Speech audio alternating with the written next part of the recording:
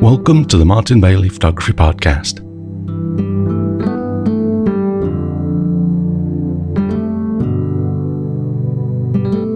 It's December 19, 2020, and this is episode 726.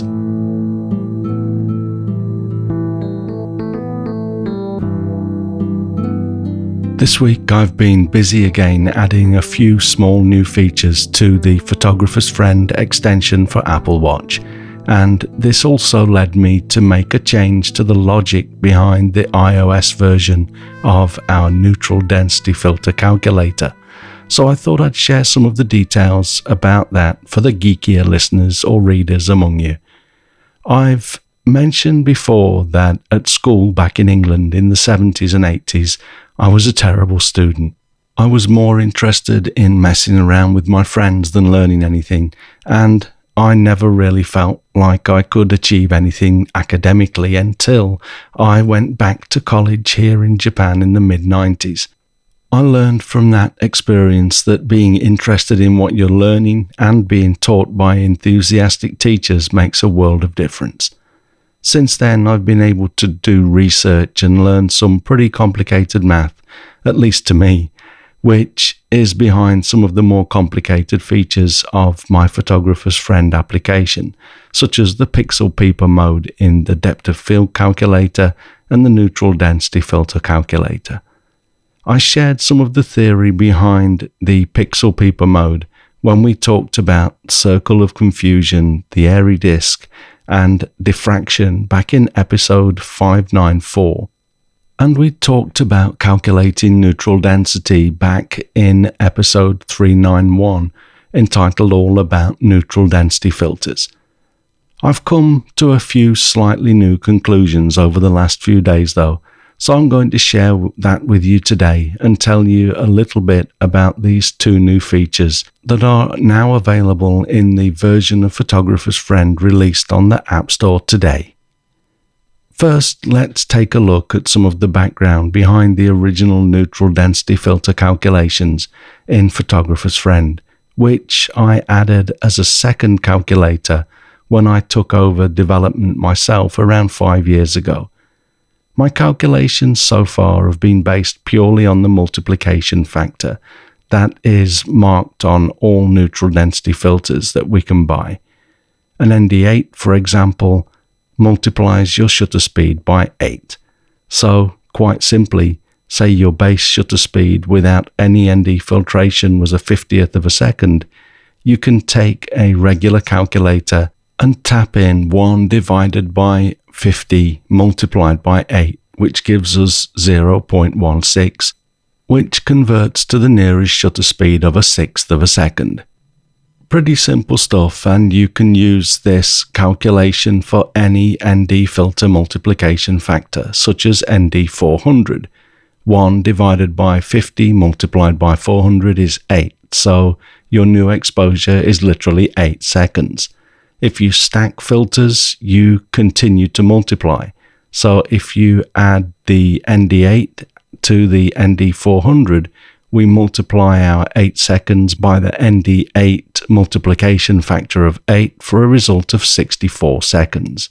All good fun and simple maths, and to be honest, this method of calculation is perfectly fine and accurate if you run with the multiplication advertised by the neutral density filter manufacturers. When I developed the neutral density filter as part of the Photographer's Friend Apple Watch extension, because of the limitations associated with the screen size, I decided to go with one neutral density filter dial so that users can simply add the total density when stacking filters. And rather than using the multiplication factor, I went with the exposure stops, which is also provided when you buy a new neutral density filter. We know, for example, that an ND8 is 3 stops, and an ND400 is 8.6 stops. That's what it says on the box and can be used to calculate our new shutter speeds, so I set about figuring out how to do that. I came to the conclusion, based on reversing some of my original math, that we can find the new exposure time by multiplying the base shutter speed by 2 to the power of the number of stops provided by the neutral density filter. On the blog post, which you can find at mbp.ac/727, I've embedded a few of the calculations so that you can follow along if you're interested. And here is the first calculation with the words initially so that we can lay it out. So we're looking at the shutter speed multiplied by the ND stops equals exposure. If we add some example numbers to that, the calculation looks like the following formula. So again, using a 50th of a second exposure and the ND 400's 8.6 stops as an example, but the result is 7.76 seconds and not 8 seconds, even though, as we saw earlier, simply multiplying by 400 gives us 8 as a whole number, not a nearby fraction. So I started to look into why that might be the case and found that 2 to the power of 8.6 is 388, not 400. So assuming that 8.6 is actually 8 1/3, I tried using 8.666 instead and found that this gives me 406. So one is 12 under and the other is 6 over. I've not been able to find any white papers on the actual variance in the marked values and actual optical performance of neutral density filters, but it's safe to assume anyway that there is some variance. I decided to use thirds rather than 0.6 or 0.3 decimal fractions in my calculations and moved ahead basing the new calculations on stops rather than the multiplication factor. And as the seconds are always rounded, for relatively short exposure times the difference is not even apparent on the front end. 7.76 and 8.12 will always display as 8 seconds anyway. Getting to this point was not time wasted though. It was important for me to understand this stuff because I really needed to be able to work with stops rather than the multiplication factor, and I wanted to either maintain the accuracy that I'd had to date or, if possible, increase it. So I continued to dig. In my recent update, to enable the synchronization of the total number of stops of neutral density applied in the neutral density filter calculator in the Apple Watch extension for Photographer's Friend, I had to convert the multiplication factor back to stops, which is what the Apple Watch extension was using for its calculation. And this led me to discover an important part of the larger puzzle. I found that I could reverse the calculation with the log base 2 of the multiplication factor, which equals 8.666, the stops of the original neutral density filter. And this is what I've used for the last few weeks as I released the first attempt at synchronization. It works well, but there were a few things left that were bugging me, and so I set some further time aside to get it all cleaned up and to the point that I could really walk away from this development work for a while and get to some other important tasks that I've been putting off for a little too long now.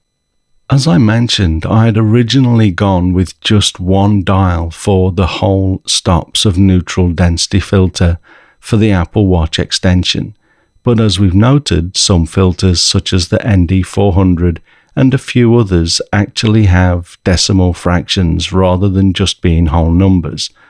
I'd figured that we could live without them, but that has been playing on my mind. And now that I was adding a syncing mechanism with the initial functionality, I was going to have to throw out the decimals. And as I worked on the update, seeing the calculated times being so different between the watch extension and the iPhone-based calculator really annoyed me. The difference between the available times was a little too large to ignore. For example, if you stack the ND8 and the ND400, you'll get an exposure of 1 minute and 5 seconds, basing the calculation off of the stops using thirds, we need to be able to select 11.6 to get the correct exposure, but just 11 stops gives us a 40-second exposure, and 12 stops is a 1 minute 21 second exposure. Both are a significant amount of time away from the 1 minute 5 seconds and could not realistically be simply ignored. While trying to maintain the simple usability of the extension, I decided to add a decimal fractions field that would essentially only take up space when it was necessary.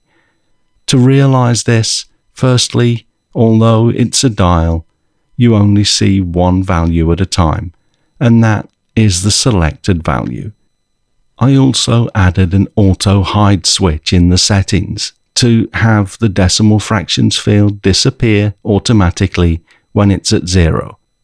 The result is that if you have filters selected on the iPhone that include a decimal fraction, when you synchronize the settings to the watch extension, the extra field will appear, and when it's a whole number, the field will disappear. Because the watch can be used as a standalone calculator though, you can either swipe upwards on the ND filter calculator screen to show the decimal fractions field and select an option, or if you use decimal fractions a lot, you can simply turn off the auto hide option and the field will stay on the screen even if it's at 0. The other thing to note is that I've left the dial at single-digit fractions, but behind the scenes 0.6 is actually 0.666666, and 0.3 is 0. and then 6 threes. 0.8 is also 0.8 and then 5 threes. The result is that now pretty much every combination of practically usable filter results in the same time on both the iPhone and the Apple Watch extension. And because of how I've adjusted the stops, the calculated times are more accurate than when using single-digit fractions. I'm really happy with how this has turned out, and I think the usability is relatively slick as well. The other update that I wanted to quickly mention before we wrap this up for this episode is the active timer, also for the neutral density filter calculator for Apple Watch. I'm putting together a video to explain these features visually, which I'll embed into this post when it's done in a few days. But basically, there was another thing that had been annoying me about the original functionality that I'd built into version 3.5 of the Photographer's Friend Apple Watch extensions. The whole idea behind the extension is to enable the user to calculate the time required for long exposure when using neutral density filters. Getting the iPhone out is fine, but I've found that I can sometimes fumble with the phone, so I developed the extensions to enable quick reference from a device that is essentially more accessible than the phone because it's already attached to our wrists. Granted, if you have a timer built into your camera, you're likely just going to set that. But I've found that having the timer running on my watch also helps me to get on with other things while a long exposure is running. Also, once the screen has gone dark on my camera, the only way to see if the exposure is still running is to go over to the camera and check that the memory card write indicator is still flashing. With the timer running on my wrist, I can reference it much more easily.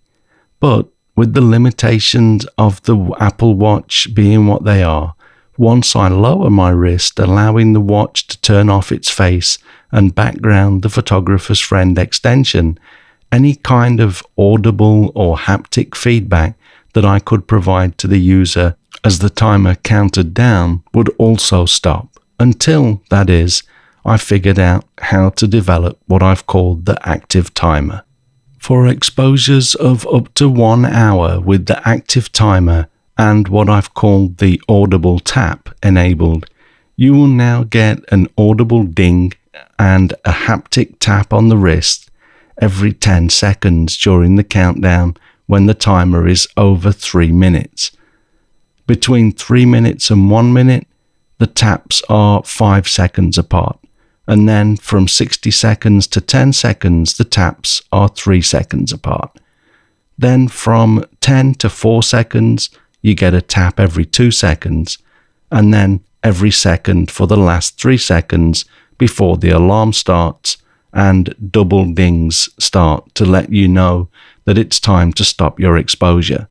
If you don't want the audible ding as the active timer counts down, but you do want the heavier haptic taps, just turn on the audible tap option and mute the sound on your watch. If you want the less obvious light tap, turn the audible tap option off, which will provide a much lighter tap on the wrist at the same frequencies that I just mentioned. I put a lot of thought into the tap frequency, and I feel that it provides a good indication of where you are in the exposure.